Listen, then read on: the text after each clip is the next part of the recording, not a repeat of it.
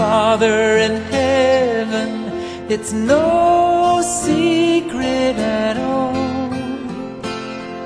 When you think of your children, how far they are from home, two tender tears fall from your eyes, and your cries shake the world.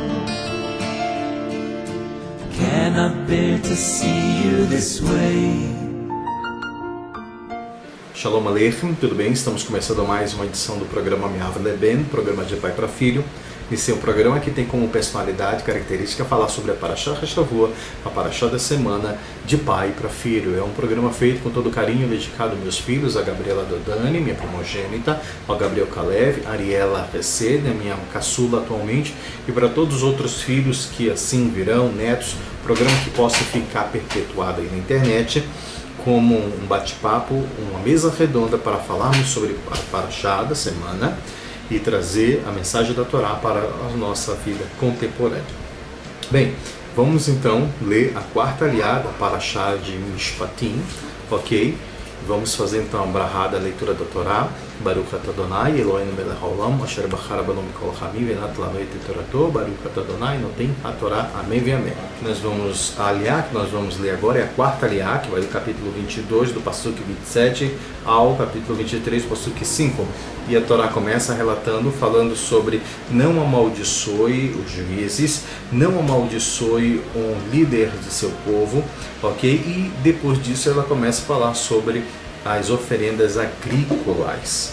Não atrasar as suas oferendas, ou seja, as primícias que deveriam ser dadas quando amadurecerem, e a oferenda da terumá também deveria ser entregue. Da a Hashem, o primogênito de seus filhos, depois de completar 30 dias, ele deveria ser redimido pelo Kohen. E aí a Torá também vem trazendo outro ensinamento, que é com o boi e o seu rebanho, deveriam ser redimidos depois de 30 dias de nascido também. Ele deve ficar com a sua mãe por 7 dias, mas no 8º dia dará ao Eterno.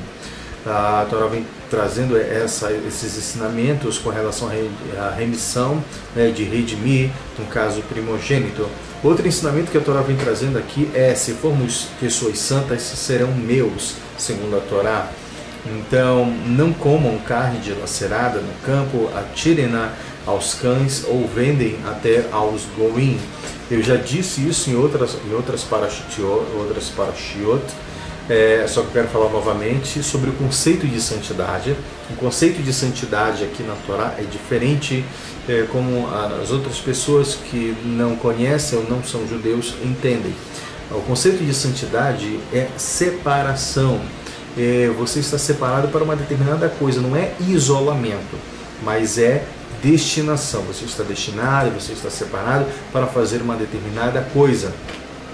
Um exemplo prático disso: eu não posso pegar uma colher que serve, ela foi criada para quê? Para que a gente se alimente, e usar como pá, né? Para fazer trabalhos aí de construção civil.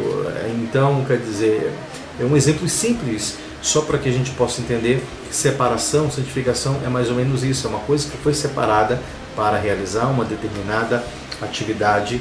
E por isso que o Eterno fala que nós devemos ser pessoas santas, ou seja, o que é isso? Separados, tá? E serão meus. Assim o Eterno fala. E a Torá, ela prossegue falando sobre as leis relativas a julgamentos e evitar preconceito também, que vai do capítulo 23, do passuco 1 ao 5. A Torá nos fala sobre o seguinte: não aceitar um falso relato sobre o seu próximo. Nós não devemos aceitar um falso relato. Não se juntar com um perverso como testemunha também, e corrupção, etc. Aqui nós vemos que a Torá, o Hashem, ele fala através dessa Torá que nós não devemos nos juntar ao perverso. Michilei também vai falar muito sobre isso. Isso tem a ver com as más companhias. Nós devemos fugir de pessoas que tentam nos influenciar de uma maneira negativa, ok? Levando para um caminho de uma moral baixa, tá? De maus princípios. e o Eterno já fala em Michelei que ele odeia o pé que corre para fazer o mal também. Nós devemos nos afastar desse tipo de pessoas. Não é um tipo de discriminação, mas é para o nosso próprio bem, como o próprio Eterno vai falar aqui na Torá, quando vai falar sobre a conquista dos povos, das outras nações. Ele vai explicar um pouco sobre isso, a gente vai falar também. Não sigas a maioria para fazer o mal, a Torá vem falando. Por mais que a maioria esteja de acordo para fazer uma determinada coisa, você não deve seguir a maioria para fazer o mal. A Torá também fala que nós não devemos aceitar, tolerar um processo com base na maioria quando a justiça é pervertida.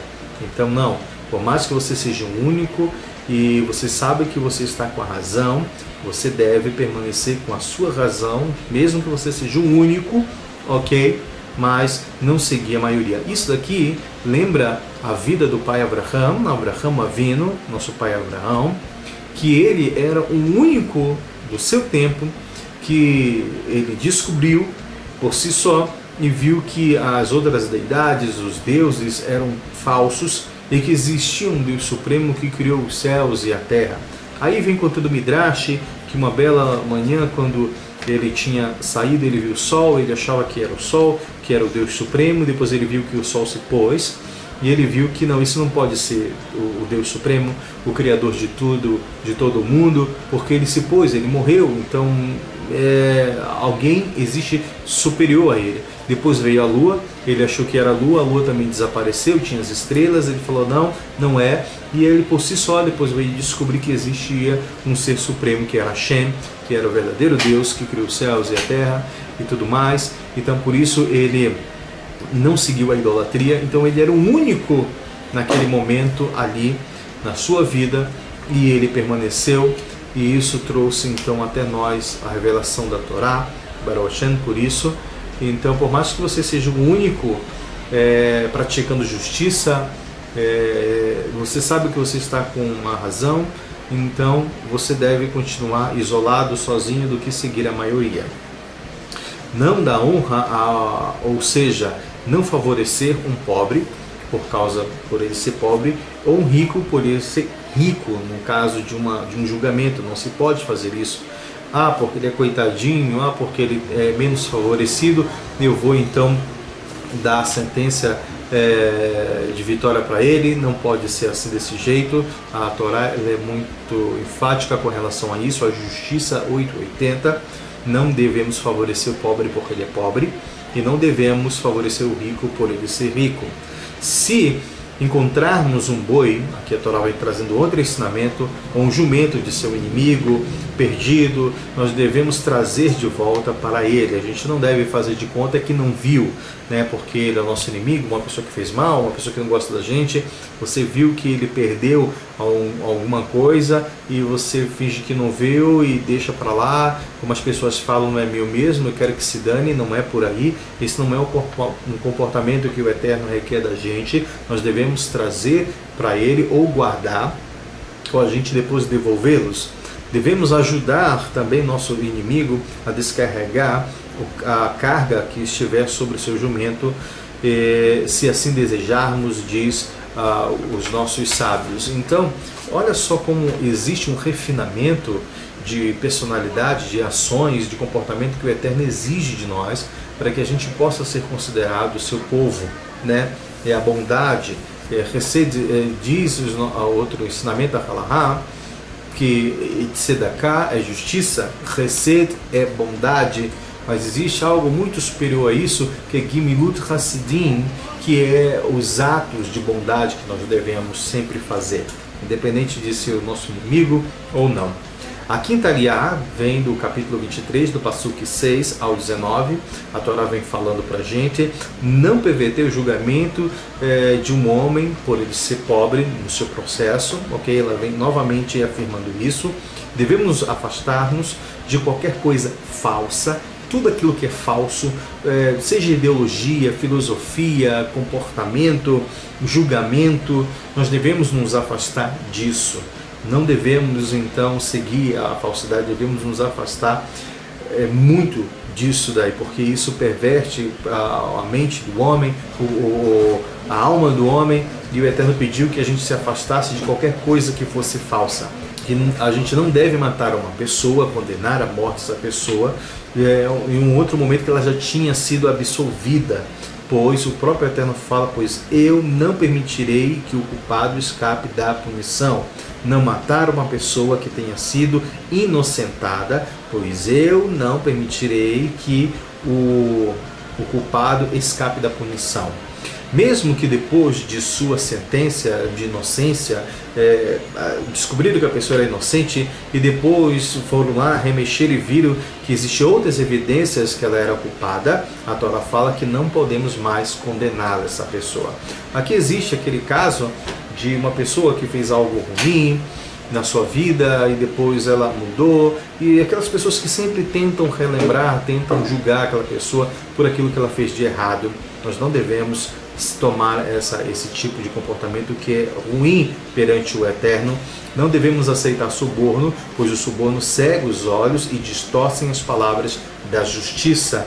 E não oprimam um estrangeiro, um convertido, pois vocês sabem como é se sentir estrangeiro, uma vez que vocês foram no Egito. Aqui mais uma vez o Eterno vem trazendo o ensinamento de que a gente não pode de maneira alguma tratar mal o convertido, o estrangeiro, porque nós fomos estrangeiros também. E como é duro você estar numa cidade, num local onde está longe do berço onde você nasceu, numa outra cultura, numa outra cidade, é muito difícil isso, então nós devemos tomar muito cuidado para não machucar essas pessoas, porque o Eterno, ele pune, ele castiga, porque ele não gosta desse tipo de comportamento. E agora a Torá vem falar sobre os casos de Shabat e Yom Tov. A Torá prossegue falando: você pode semear sua terra por 6 anos e juntar o seu produto, mas no 7º deve parar de trabalhar. Devem ficar para os necessitados de seu povo comer. O que for deixado pode ser comido por animais selvagens. Isso vale para a videira e a oliveira também. E a Torá fala que 6 dias podemos trabalhar, mas deve descansar no 7º dia, para que o seu jumento, o seu boi, seu filho, sua serva e o estrangeiro possam repousar. Ok? E aqui os nossos sábios vão dizer por que vem primeiro o seu boi, o seu jumento, porque aqui também a Torá traz o ensinamento que nós devemos ser bondosos com os animais. E o Shulchan Aruch também vem trazendo outro ensinamento, que antes de você comer, você tem que ir lá, dar para o animal, aí depois você vem e almoça. Ok? Tem todo um processo, um refinamento de comportamento. Tá? E a Torá também traz um outro ensinamento aqui, que é ser cuidadoso de guardar tudo que eu lhe disser. É para guardar tudo que eu lhe disser. A Torá continua falando sobre não pronunciem o nome de deuses de outros. Então existe um mandamento que a gente não pode produzir, ok? O nome de outras deidades, de outros deuses em nossas bocas. A gente não pode fazer isso, e a gente deve evitar também que as outras pessoas pronunciem o nome de seus deuses também numa conversa e etc. A gente deve evitar falar que esses nomes estejam em nossas bocas. Não façam ouvir, ou seja, o nome, né, de outros ídolos, os ídolos deles na sua boca. Deus não gosta disso, e Ele nos orienta a sempre falar de uma outra maneira. Quer ver um exemplo? Você sabe que a maioria das praças, ruas, são nomes de deidades da igreja cristã, e de repente você vai se encontrar com algum amigo, a gente vai se encontrar ali na praça fulano de tal. Sempre use um outro nome, um outro termo, tá? Para se encontrar lá, para evitar falar o nome dos seus ídolos, ok? Isso não sou eu que estou falando, isso é a própria Torá, o próprio Eterno que está determinando isso, ok? Ele não gosta que a gente fale dessa maneira, então não sou eu, mas o próprio Eterno. Então vamos seguir aquilo que Ele está pedindo. 3 vezes ao ano vocês devem celebrar a mim. Então, quais são? Agora eu vou falar sobre os Yom Tovim, que são as festas. Guardem a festa das Matzot, coma por 7 dias, né? Coma o que lhe ordenei. E durante, o Eterno fala que coma eu estou lhe ordenando, ok? Durante o tempo prescrito, no mês da primavera, pois foi quando vocês saíram do Egito, foi quando eu os tirei do Egito, ok? Então aqui existe minuciosamente o que deve fazer. O Eterno não só fala que não deve, não comam pães elevados, mas comam matzá, tá? Isso remete justamente aquilo que o Eterno fala. O Eterno diz o que não deve fazer: não adore outros deuses, não fale em nomes deles. Mas não fica só isso, não é só para não falar, não vou falar e pronto. Existe um outro mandamento positivo que é: e sirvam ao nome do Eterno vosso Deus. Isso acontece muitas vezes, as pessoas que são judeus, nasceram filhos de judeus, eles acham porque já são judeus, não adianta, não posso fazer nada, eu vou morrer e não vou deixar de ser judeu. Isso ninguém pode mudar, tá? Mas e essas pessoas acabam não cumprindo o Shabat, Yom Tov e etc. E a gente tem que ter na mente que, por mais que a gente não adore outros ídolos, não frequente outras religiões, mas existe uma falta aí. A gente não faz nada, eu não roubo, eu não mato, eu respeito meu pai e minha mãe, mas falta o outro lado. As leis Tassé, as leis que são afirmativas, então não basta só não adorar ídolos, mas você tem que adorar Hashem, você tem que servi-lo, ok? São as duas pernas, não faça e faça. Muitas vezes a gente acaba achando que a gente está bem na foto, está bem com Deus, pelo fato da gente não fazer as coisas erradas, mas também não faz as coisas boas. Nós devemos fazer as coisas boas. Eu me lembro quando eu estava na 6ª ou 7ª série, e eu não era um bom aluno ainda nesse momento, e eu me lembro que tinha um professor de redação. Esse professor de redação, ele uma vez falou para toda a classe estava bagunçando muito, e ele chegou para a classe e falou assim: por que vocês não fazem que nem o Abahu? O Abahu, ele não estuda e nem perturba. E aí todo mundo ficou calado, olhou assim. Eu naquele primeiro momento eu tinha levado isso como um elogio, né? Ele não perturba e nem estuda. Só que depois eu parei para pensar e eu fui ver e me senti mal, porque eu fui ver que, peraí, eu não estudo e nem perturbo. Tudo bem, perturbar é legal, você não perturba, parabéns, ouviu, Abahu? Mas você não estuda também, eu não estou fazendo a minha parte. Então, o que é não perturbar, não estudar? E a partir daquele momento eu devia ter uns 13, sei lá, uns 12, 13 anos. Eu lembro, a partir daquele momento eu coloquei na minha cabeça, eu falei: eu vou parar com essa vida de não querer estudar mais, de não ser interessado pelos estudos. E a partir daquele momento eu falei: vou fazer a diferença, eu vou ser diferente. E a partir daquele momento eu comecei realmente a estudar e não perturbar também, ok? Agora nós vamos trazer outro ensinamento aqui, que é o ensinamento do Rodesh Aviv, é o mês da primavera, que significa que o Eterno tem afeição, ok, ao povo, tirando o povo em um mês em que o tempo é agradável, pois nesse momento não é nem muito calor, nem muito frio, nem tem muita chuva. E por isso o Eterno libertou o povo, tá? E os nossos sábios vão dizer que libertando os prisioneiros no tempo mais apropriado, segundo Rash. Por isso que o Eterno libertou no mês de Aviv, como outras pessoas vão falar, no mês de Aviv, em Rodesh Aviv, tá bom? Bem, outro ensinamento que nós podemos aprender aqui é o ano de Shemitah e Pessa, tá? Que definem nesse momento, porque o ano de Shemitah e o ano de Pessa, ele vem falando justamente nessa paraxá, neste momento, e os nossos sábios vão dizer porque ele define o calendário de acordo com o ciclo da agricultura anual, e as festas seguem essa ordem. Então Pessa é igual à primavera, que é igual o grão, que é preenchido com a sua unidade. E aí Shavuot é igual a colheita, e Sukkot é também igual a colheita, só que a colheita que é recolhida toda para proteger da chuva, é o final da colheita geral. Ok? Rashi vem também nos dando um outro ensinamento da mitzvah de Bikurim, que são as primícias só destes tipos de alimentos ou frutos que devem ser trazidos.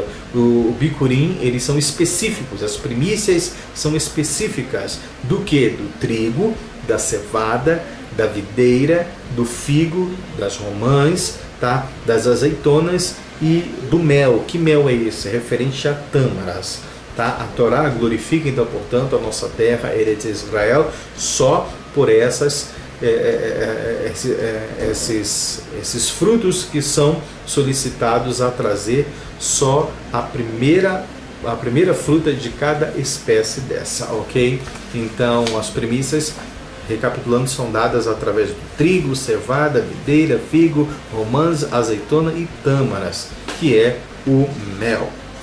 Bem, a partir desse momento agora, a gente vai do capítulo 23, versículo 15 a 19, quando o povo vier diante do Eterno nas festas. Olha só, eles não devem aparecer diante de mim, segundo Hashem fala, de mãos vazias, mas com oferendas.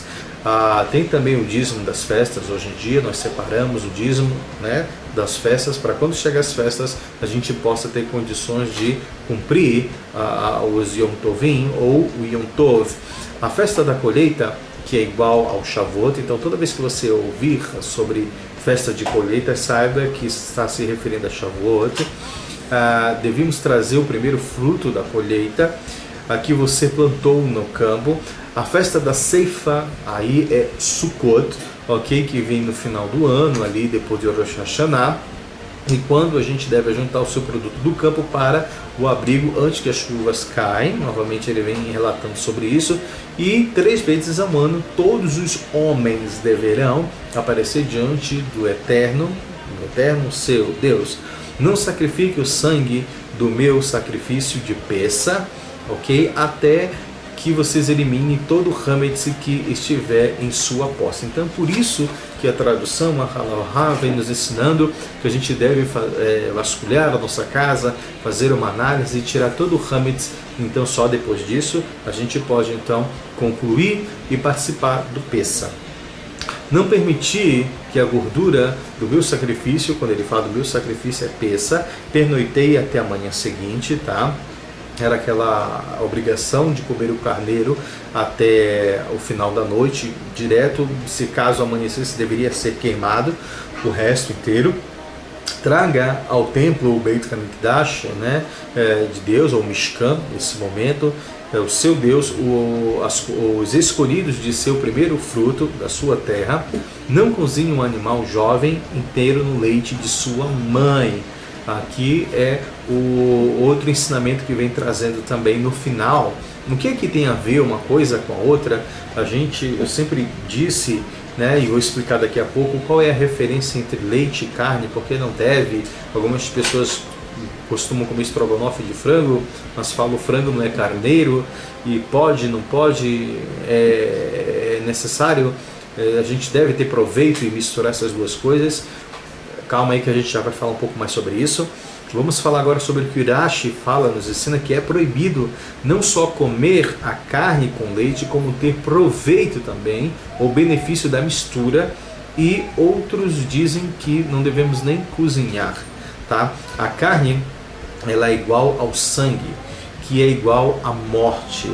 Ela simboliza justamente isso. Carne simboliza sangue, que simboliza morte, que simboliza severidade, que vem da Gevurah, e leite significa vida, que vem de Hesed, ou seja, a bondade. Nós nunca devemos ser misturados essas duas coisas. Não se pode, porque isso causa um problema muito grande na vida espiritual, ok?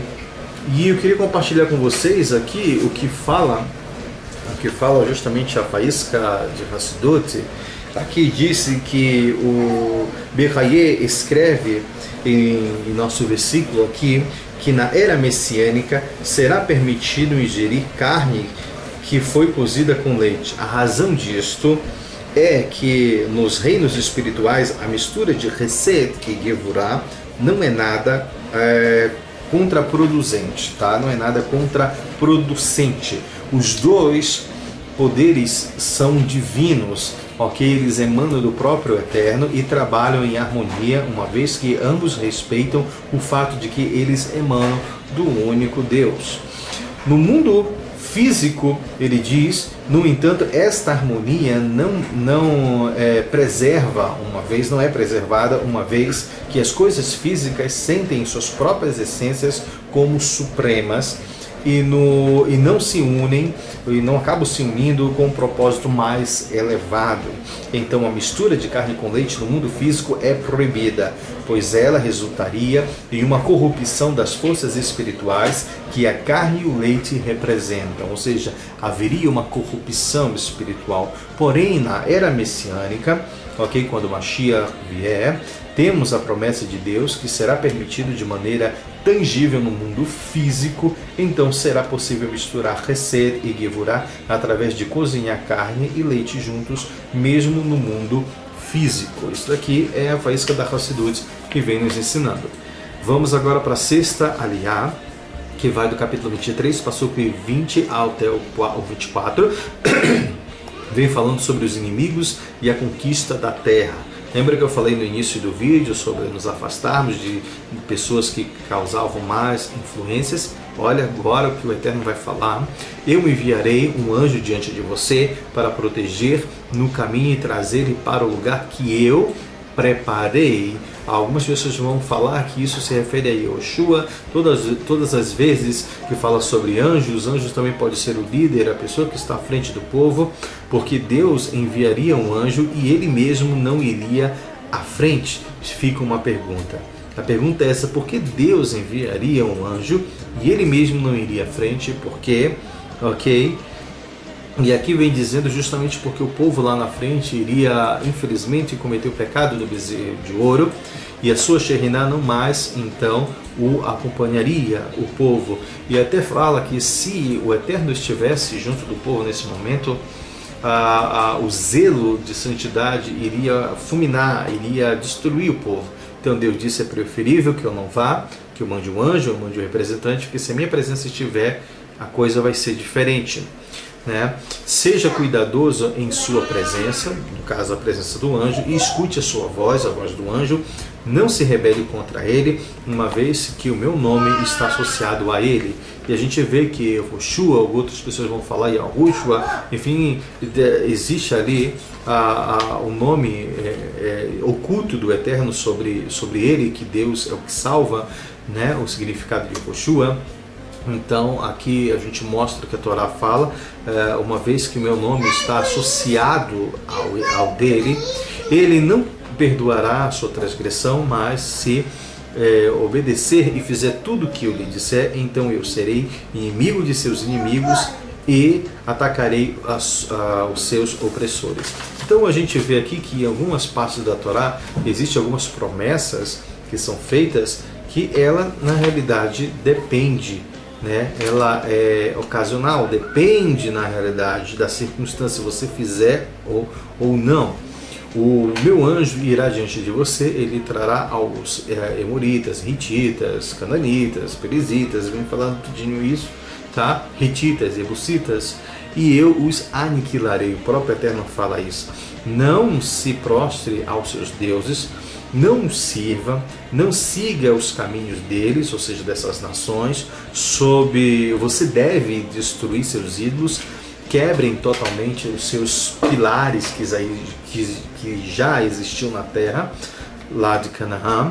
Você então servirá a Deus, seu Deus, e ele abençoará a sua comida e a sua bebida, e eu banirei a doença de dentro de você.